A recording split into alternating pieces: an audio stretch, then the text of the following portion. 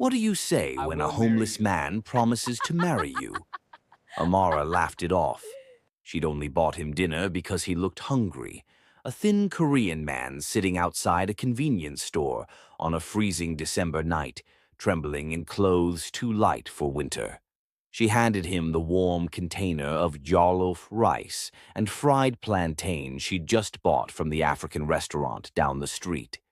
He ate like he hadn't seen food in days. Maybe he hadn't. When she turned to leave, his hand caught her wrist, gentle but urgent.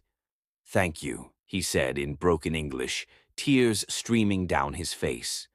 "I promise, one day, I marry you." Amara froze. Was he serious? Delirious? She awkwardly pulled away, mumbling something kind, and hurried back to her dorm. She forgot about him by morning. But Jiho never forgot her. For 7 years, her face haunted him. The girl with warm eyes who saw him as human when the world looked away. He worked like a man possessed, 16-hour days, sleeping in offices, building something from nothing. Every success, every milestone, every dollar earned had her name written on it. Until one autumn afternoon, a black Mercedes pulled up to Amara's university campus. The driver stepped out in a tailored suit, flanked by two assistants. His face looked familiar, and in his hand was a container of jollof rice, still warm.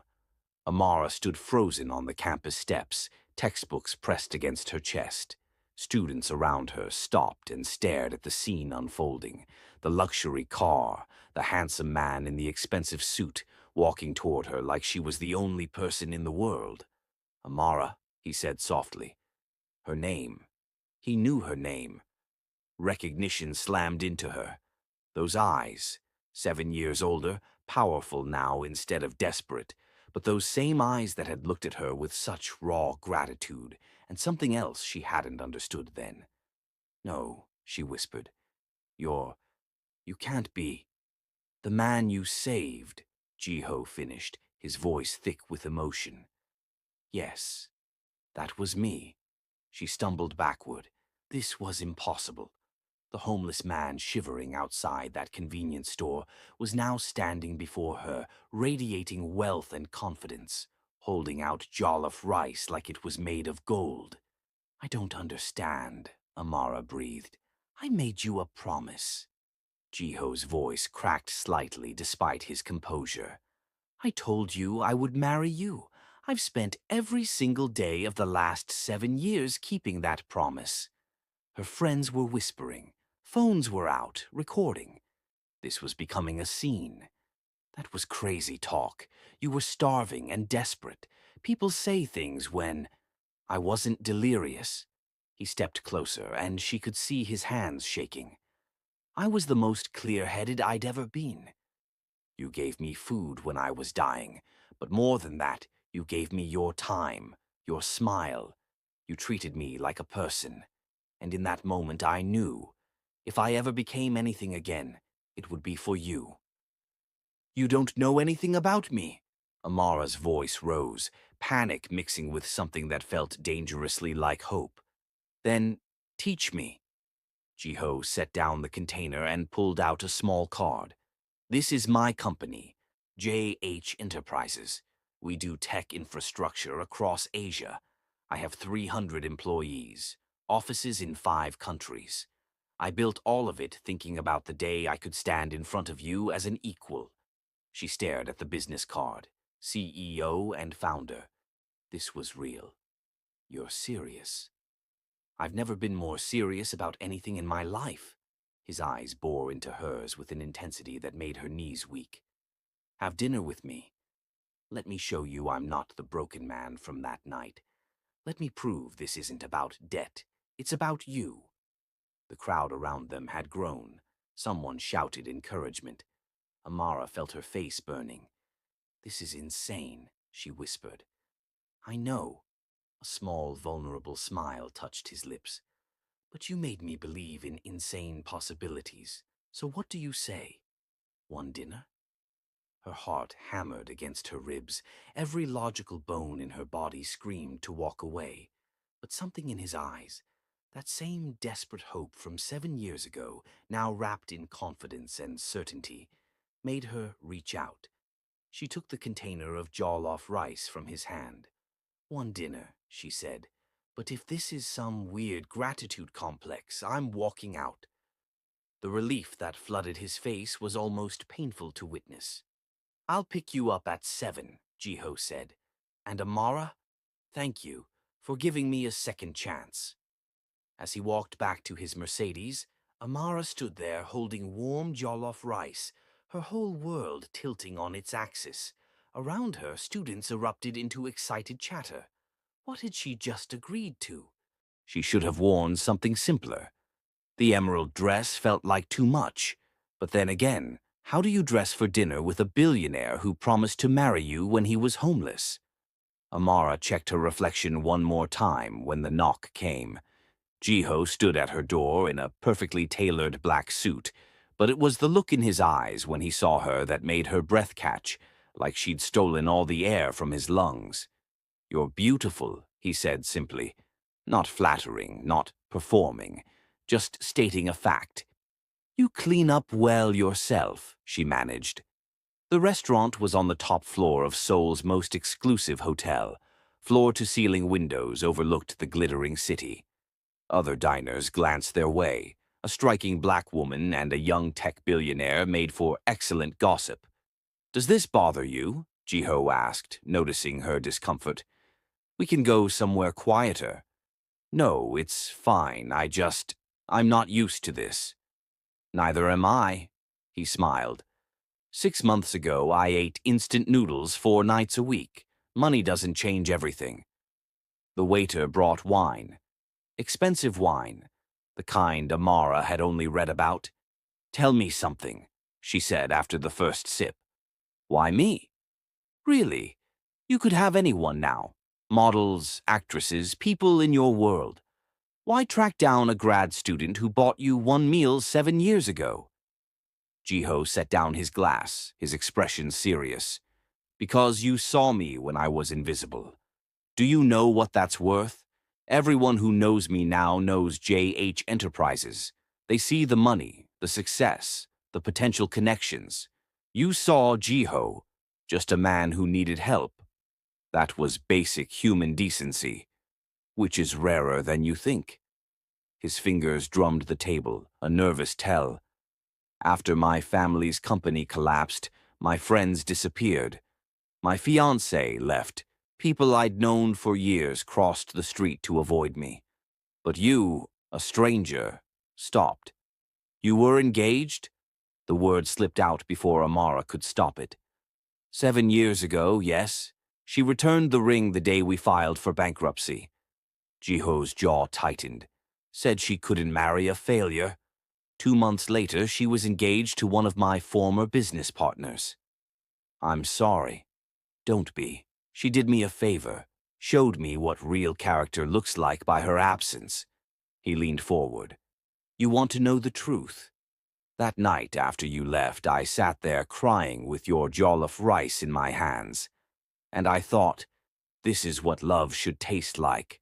Not obligation or status, just pure kindness." Amara's heart was racing now. "Jiho, that's not love, that's gratitude."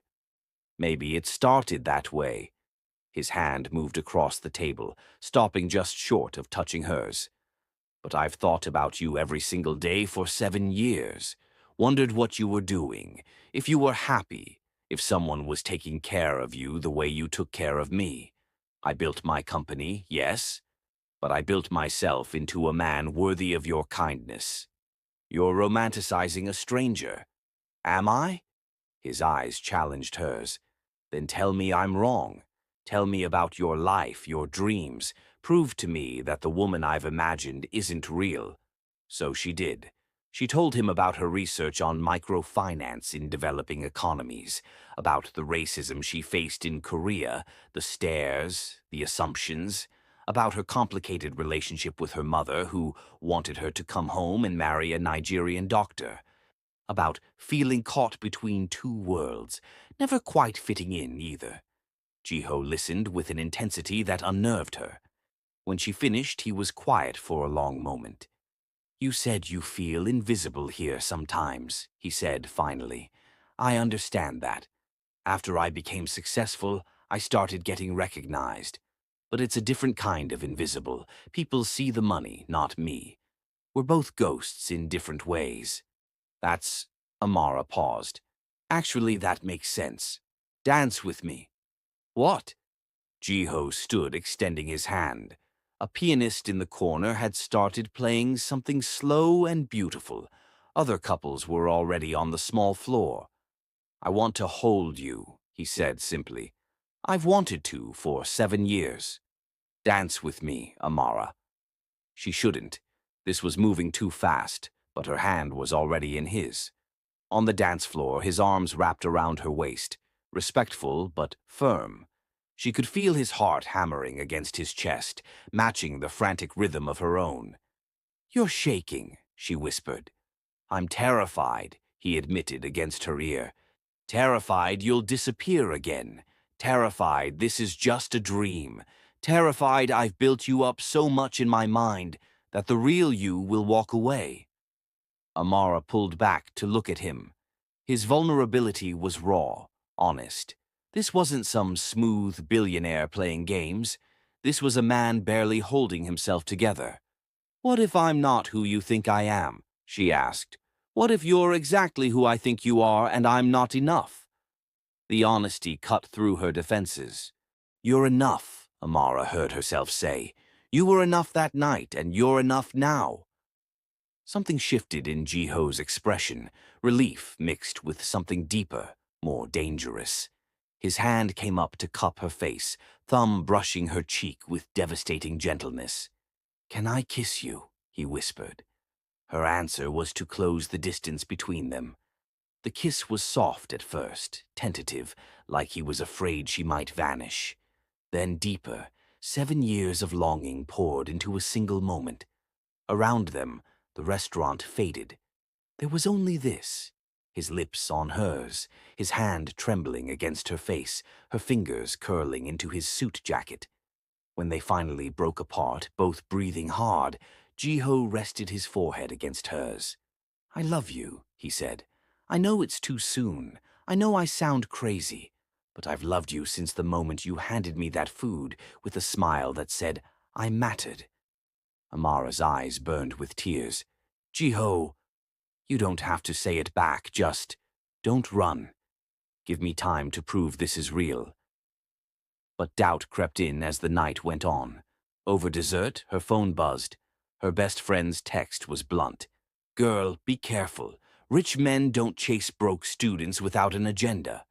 The words stung because part of her wondered the same thing. "What's wrong?" Jiho asked immediately. "Nothing." "Amara." He set down his fork. "Talk to me." She showed him the text. His face fell. "Your friend is smart to worry. You should be careful." He took a shaky breath. "I know how this looks. Billionaire shows up, makes big promises, sweeps you off your feet. It sounds like a transaction." "Doesn't it?" The question came out sharper than intended. "Is that what you think?" Pain flickered across his features. "That this is some ego trip? That I'm trying to buy you?" "I don't know what to think. This is insane, Jiho. You disappeared for 7 years and came back expecting... What? For me to just fall into your arms because you got rich?" "No." He stood abruptly, pulling out his phone. "I expected nothing. I hoped for everything." He showed her his screen, a folder filled with photos. Her university, her published research papers, screenshots of her presentation at an academic conference last spring. "I've been watching from a distance for 2 years," he admitted, "making sure you were okay, safe, happy. I saw you give that presentation on women's economic empowerment. I read every paper you published. I was there in the back row at your TEDx talk about belonging." Amara stared at the evidence of his devotion, her chest tight. "You think this is about debt?" Jiho's voice cracked. This is about loving someone so completely that every success feels empty without them. I didn't come back to claim you like a prize. I came back to offer you everything I am and pray it's enough. Why didn't you contact me sooner? Because I was ashamed, because I needed to become someone worthy, because I was terrified you'd forgotten me completely. Amara stood, closing the distance between them. I didn't forget you. Hope blazed in his eyes. No? I thought about that night sometimes, wondered what happened to you, if you were okay. She touched his chest, feeling his racing heart. But this is still crazy. I know. He covered her hand with his. So let me prove it's the good kind of crazy. Let me court you properly. Let me show you who I am now. Not the beggar, not the billionaire, just Jiho. And if I can't love you back? The question hung between them like a blade. Then I'll have spent 7 years chasing the most beautiful dream of my life, he said quietly, and it will still have been worth it. She kissed him again, softer this time, testing. When she pulled back, she was smiling through uncertainty. Okay, she whispered. Show me. But no more surprises. No more watching from a distance. Just us. Getting to know each other. Really know each other. Just us, he agreed, pulling her close. For as long as you'll have me. And as the soul lights glittered around them, Amara let herself believe, just for a moment, that maybe impossible promises could come true. 2 months passed like a dream and a test all at once. Jiho kept his word, no grand gestures, no extravagant gifts. Instead, he showed up. At her university library during late-night study sessions with coffee and encouragement. At the small Nigerian restaurant where she went when she was homesick, learning to pronounce egusi soup correctly. At her apartment door when she had a bad day, just to hold her. But the real moment came on an ordinary Tuesday evening. Amara's laptop pinged with a video call. Her mother's face filled the screen, skeptical as always.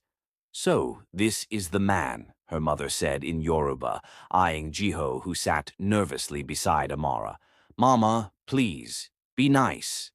I'll be honest, her mother switched to English. Young man, my daughter tells me you were homeless when you met. Now you're rich. That's quite a story. Yes, ma'am. Jiho's voice was steady despite his obvious nerves. It's the truth. And you think this qualifies you to marry her? Amara's breath caught. They hadn't even talked about marriage yet. Not seriously. No, ma'am, Jiho said quietly. Being rich doesn't qualify me for anything. But loving your daughter with everything I am, respecting her brilliance, supporting her dreams, being willing to learn her language, her culture, her world, that's what I hope qualifies me. Not my money, just my heart. Silence. Amara's mother studied him through the screen with the intensity that had terrified Amara's childhood friends. Then her mother smiled. Actually smiled. You'll learn Yoruba?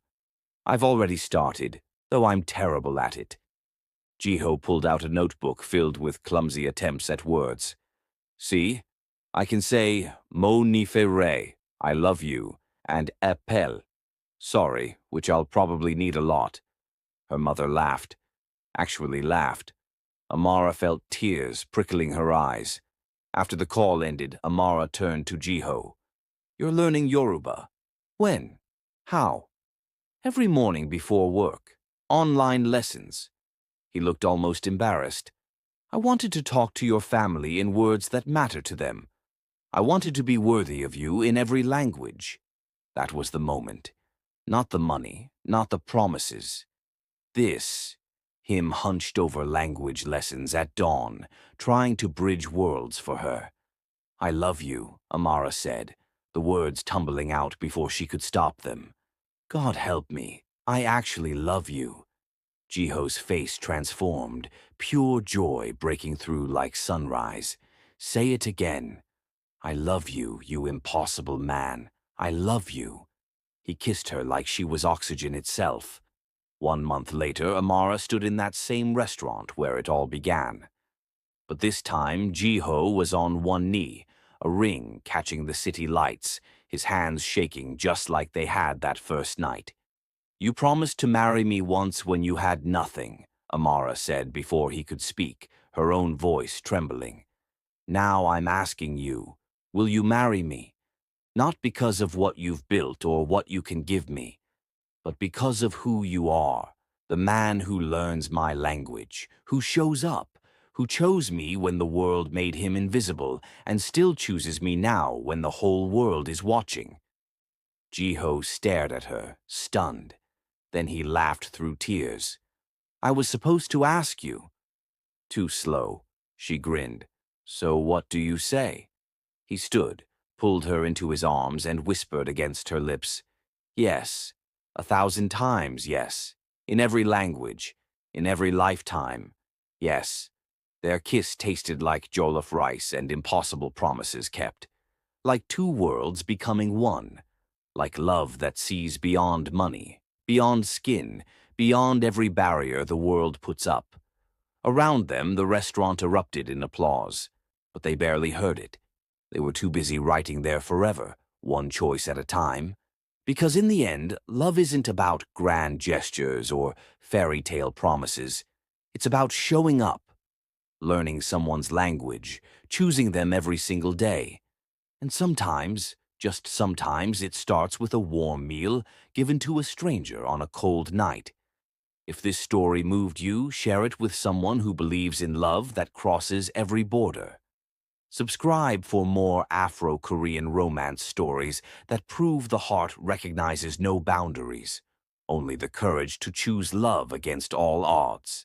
Hit that like button if you believe in second chances and impossible dreams that come true.